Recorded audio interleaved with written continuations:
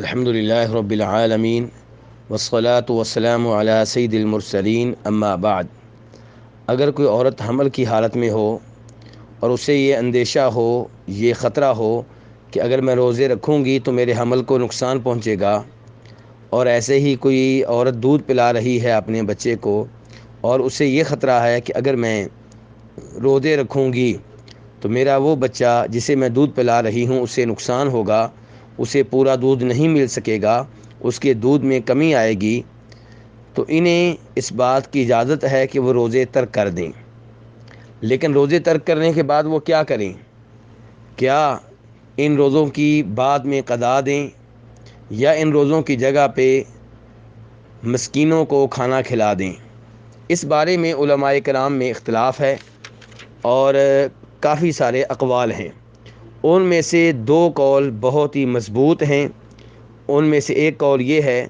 کہ یہ مریض کی طرح ہیں، مریض اگر رمضان میں روزے نہیں رکھ پاتا تو وہ بعد میں روزے رکھے گا۔ اللہ تعالیٰ فرماتے ہیں وَمَنْ كَانَ مَرِيضًا أَوْ عَلَى سَفَرٍ فَعِدَّةٌ مِّنْ أَيَّامٍ أُخَرَ، کہ جو مریض ہو یا حالت سفر میں ہو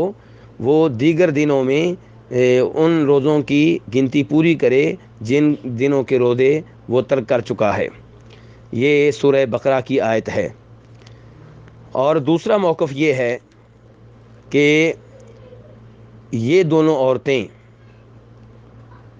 روزے ترک کر دیں اور ہر روزے کی جگہ پہ ایک مسکین کو کھانا کھلائیں۔ یہ موقف صحابہ کرام کا موقف ہے،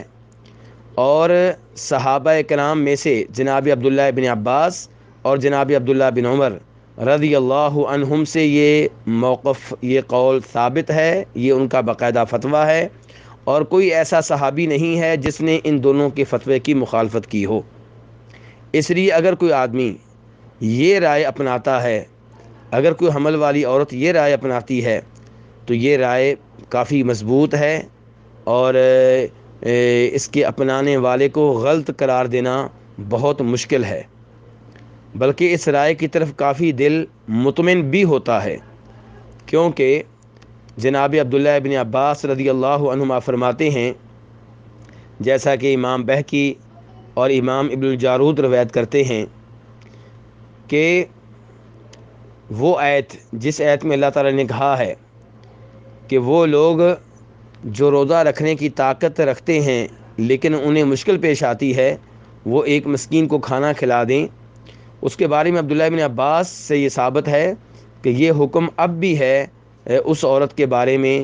جو حالت حمل میں ہے، اور اس عورت کے بارے میں جو اپنے بچے کو دودھ پلا رہی ہے اور ان دونوں کو نقصان کا اندیشہ ہے، تو ان دونوں کے بارے میں یہ حکم اب بھی برقرار ہے۔ ایسے ہی جناب عبداللہ بن عباس فرماتے ہیں ایک ایسی عورت سے جو حمل کی حالت میں تھی کہ تم روزہ ترک کر دو اور ہر ترک کیے ہوئے روزے کی جگہ پہ آدھا سا گندم کا کسی مسکین کو دے دو۔ اس روایت کو امام عبدالرزاق نے اور امام دارقطنی نے روایت کیا ہے، اور جناب عبداللہ بن عمر کے بارے میں نافع کہتے ہیں کہ انہوں نے